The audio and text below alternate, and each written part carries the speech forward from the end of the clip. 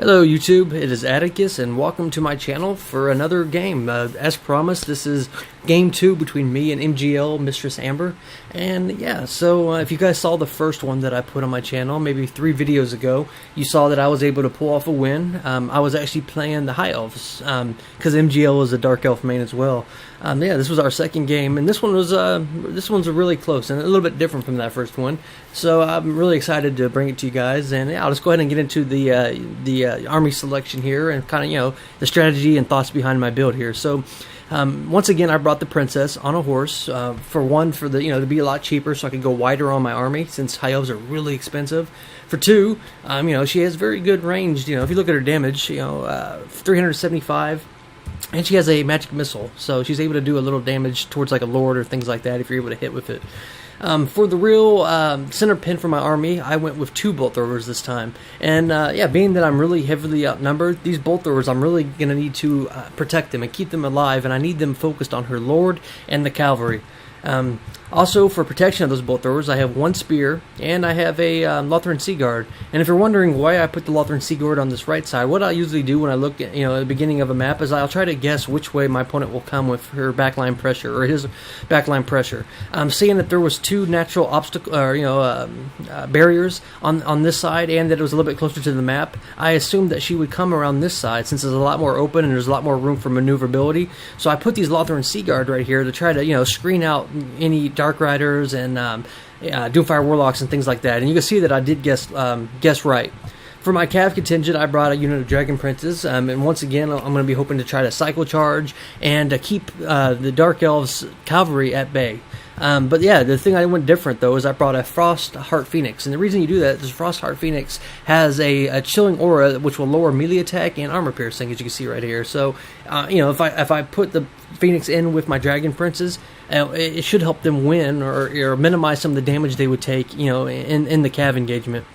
For the front line, I went a mixture of Swordmasters, and I brought the Scions of Mathlon, and the Scions of Mathlon, of course, have that ward save in the in the aura around them. Just a little hint for you guys: for your surrounding units to be able to get that ward save, you need to make sure that their emblem is inside the circle. So if you put your mouse over the Scions in the game, you'll see the blue area for which they give that ward save. Make sure the emblem right here, the Swordmaster sign is within that blue aura, and that means they're going to get that that 22 or whatever it is ward save. Over here I do have a unit of chariots, and if you guys watch any of my last 5 or so replays, you see how much of a fan I am. One for the tactical flexibility of having both ranged magic attack and being able to charge. So yeah, I'm really hoping that unit can at least keep this this left flank of my opponent busy, since I am really heavily outnumbered. So yeah, that's my build. As for MGL here, she brought 2 units of Dark Riders Repeater Crossbows, a Samneshi Harvester, Doomfire Warlocks. So of course she's going to have Word of Pain and Soul Stealer. 1 unit of Cold One Knights. So yeah, that's a very scary Cav contingent. And it's going to be means a lot of work's going to be cut out for my Dragon Princes and my Phoenix. For her Lord choice, she did bring a Supreme Sorceress, Lore of Death, and her spells are the Purple Sun and Spirit Leech. So yeah, pretty standard spell loadout for a Death Sorceress. Very dangerous if I glob up. For her front line, for infantry, it's really scary, guys. Really, really dangerous. A mixture of Sisters of Slaughter, Witch Elves. Sisters of Slaughter, Witch Elves. The whole line being that. So yeah, you got anti-infantry, you got rampage, you got poison damage. I mean, it's just a little bit of everything. So it's really dangerous. But what makes it even more dangerous is one that it's vastly outnumbers my little front line of only 4 units. She also has another, an additional line here of cheaper units to soak up the front line. So she has spears and bleak swords, which will absorb the initial charge, will absorb some of the damage, which allows these units just to come in, either get a surround or just straight out just kill my units. So yeah, it's really going to come down to my bolt throwers, getting a lot of value out of them, and winning this Cav engagement, which 2 units on 4 right here. So yeah, already off the bat, it's looking a little bit out of my favor. It's really going to come down to micro to see if I can pull it off. So yeah, we're going to go ahead and start the game here. I'm going to get a little early pressure in with my princess, just trying to shoot in some of these Dark Riders. You are going to see that I'm going to start getting my Lothran Sea Guard ready, since these guys are going to have a really important task of keeping them from getting into my bolt throwers. I have this 1 unit of spears, protecting, but yeah, that's just it. Over here, my chariot is going to try to, start doing some range damage on these units right here. And the idea right here, too, is I'm going to, try to avoid the shielded unit right here. I want to hit either the Sisters of Slaughter or the Witch Elves, preferably the Witch Elves since they don't have a shield chance. And you can see that I'm going to switch my target here from the Sisters of Slaughter to the Witch Elves, and now we're going to start shooting them. Over here, my bolt throwers are raining in on the Supreme Sorceress, and we're going to chip away a little bit of damage. And our front lines are going to start moving in towards each other. So yeah, this is really bad for me because look, no matter which way I do it, I'm going to have units surrounding me. So it's really going to come down to that chariot, protecting. Over here, you can see that my Lothran Sea Guard is trying to get a little damage on these Dark Riders or repeater crossbows, but I don't have enough units to totally protect my flanks. Over here, our front lines are going to collide. And yeah, so, Sword Masters are going to have a lot of work. Over here, the Dragon Princes and the Frostfire Phoenix, go ahead and just slow this down here, do collide. And so right off the bat, she's going to cast Word of Pain, which is going to, neuter my Dragon Princes, and it's going to allow these Cold One Knights to get a really good, juicy charge into my units. So this is really unfortunate for me, guys, because for one, I miscalculated. I didn't really scan the map, and I didn't see all these additional units coming in to support the Cav engagement. So it's really going to cost me. Over here, you can see that she is going to send her Dark Riders in to try to shut down my Bolt Throwers, and that is the only hope I really have of winning that Cav engagement. Even though I'm so heavily outnumbered, if I could just get the Cav, the Bolt Throwers to rain in, I'll be okay.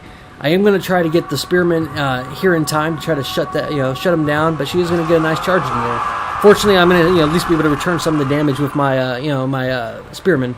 Over here, you can see that my Dragon Princes are just getting melted, but I'm doing a lot of damage into her Supreme Sorcerers. Over here, I have broken a unit of her Witch Elves, and what I've been doing is just doing some cycle charges in with my chariot. I was able to break that one unit of Witch Elves, which you guys didn't see off screen, and I'm going to get another really good juicy charge in here into the back of these Sisters of Slaughter. And this is really what I have to do to try to win. And you can see that's just going to be devastating, do a lot of damage, and it's going to help these Sword Masters win the engagement. Here, Murderous Prowess is going to proc for MGL here, but yeah, I'm just getting overwhelmed. I'm just getting swarmed. My Lothran Sea Guard have gotten, pretty much just gangbanged, and my Dragon Princes have gotten taken out, and now it's just that one little Phoenix holding up that back flank. Over here, one of my Bolt Throwers has been taken down. Fortunately, I do have one still in reserve that's still shooting in, and I think I am focusing in on her Supreme Sorceress. But she is going to yo-yo, and now she's going to shut down this unit. So yeah, that's just part of the Dark Elves play. You have the mobility advantage, so you just bounce around, whereas my poor little Spearman units can't really trade. Over here, you see that my Princess is, using her ranged advantage in on the Supreme Sorceress, and we are wearing her down. But yeah, you can see that my Spears went to go chase, and now she's going to send her Cold One Knights to shut down that Bolt Thrower. Over here, my unit of Dragon Princes have returned. I'm going to try to get a nice little rear charge into these Spears. I'm just trying to protect my Phoenix. Fortunately, the Phoenix is holding up, this 3 units of her infantry. But yeah, if you look here in the front line, sorry, excuse me, I'm getting a little lag there. She's just broken through all my my Sword Masters for the most part. You can see I'm going to get a nice, good charge in right here. It's going to go through both the Sisters and the Spearmen, and I'm just going to have to immediately just pull away. I can't leave them in sustained combat. Over here, her Cold One Knights are going to rampage into my Spears, so that's a really good pick for me. But yeah, I'm just using my Princess just to shoot in on the Supreme Sorceress. We're just trying to, wear her out. That's like the only way that I can maybe win at this point. And you can see the balance of power is really heavily in her favor.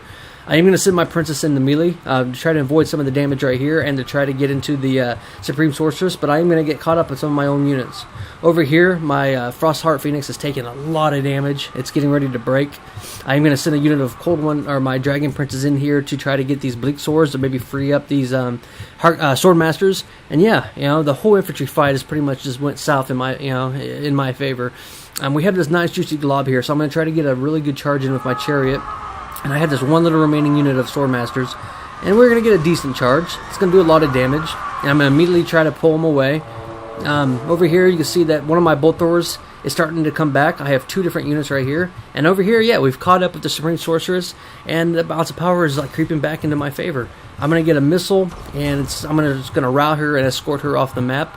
But yeah, guys, we're just really heavily outnumbered, and you see my Chariots now have fallen. She has this really huge pocket of infantry right here. And my Phoenix over on this side is just fighting against Witch Elves and Spears, which is just really not, a very good engagement for me.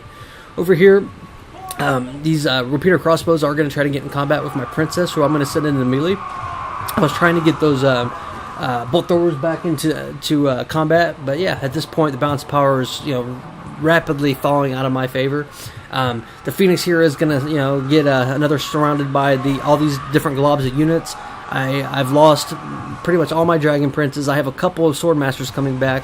But yeah, my Chariot, which I really needed, is going to break. And at this point, guys, there really isn't much I can do. I do have one advantage. I do have a Lord at full health, but she doesn't cause terror or anything like that, which would make it a little bit easier for me. Even though we were able to take out her leadership, she just has a lot of units. I am going to try to get my Princess into combat right here. I need to keep that Phoenix alive. It's the only way that I can, ensure that I might have a chance at winning. And I'm going to get a nice little rear charge into these spears that weren't braced for it. And it is going to try to, kind of break her leadership of that spear unit. But over here, you can see she's just cycle charging all my units, just keeping them from coming back. And all I have left now is my Princess and the Frost Heart Phoenix, and one unit of spears right here. So I'm trying to keep these two together. The Phoenix does cause terror, I do believe, or fear, excuse me. So I'm trying to keep them together to be kind of like a goon squad. But yeah, all my surrounding units are just getting taken out. And my unit of spears here, which I really need, are getting surrounded by Witch Elves and spears. Now, if I could get these two units over here and maybe create like a Death Star, maybe I'd have a chance. Because I do have a full health Lord, where she doesn't have a Lord at all. And I do have something that could cause fear right here. So it's really, but look, she has Dark Riders with repeater crossbows providing overwatch, and just all these units now are just going to start collapsing onto my last little bastion of hope right here. But you see, wherever I land my troops, it breaks her units, and that's what my strategy is at this point. Just keep trying to, break the leadership of her surrounding units, and I'm hoping that maybe, just maybe, I could pull that off. Now, the only problem is these guys right here. These guys are going to be able to snipe my, my Phoenix, and at this point, it's going to go really south for me really quick. The Phoenix is getting ready to fall, and all her surrounding units now are going to be able to collapse. And it's going to come down to that Princess, since all my other units are broken. And yeah, that Princess might be powerful, but for a whole army of angry Druchii who are trying to revenge their Supreme Sorceress, I don't think my Princess is going to be long for this world. So that is going to be a victory for MGL. So yeah, guys, I hope you enjoyed that. We're going to go ahead and look at the end screen right now, breakdown, and talk about some of the keys to success for MGL here, and some of the things that I think that went wrong for me. So that is going to be game. My Princess is going to fall. And yes, go ahead and look at the end screen breakdown here.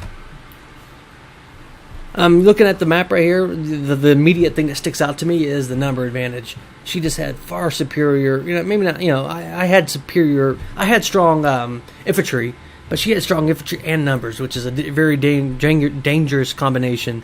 The bolt throwers, I was really heavily invested in being able to make up for my numbers, but as you saw, just the vastly superior mobility of the Dark Elves were able to bounce around between both bolt throwers and shut them down.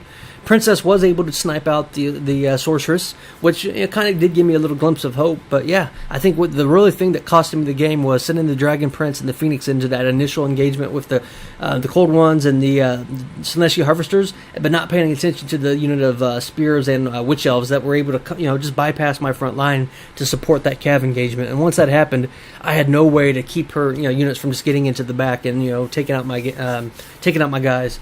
So yeah, I mean, it was a really good game. I hope you guys enjoyed that. Good game to MGL, and so this is a little extra one for you guys. So it's Atticus, and I'll see you next time. Bye-bye.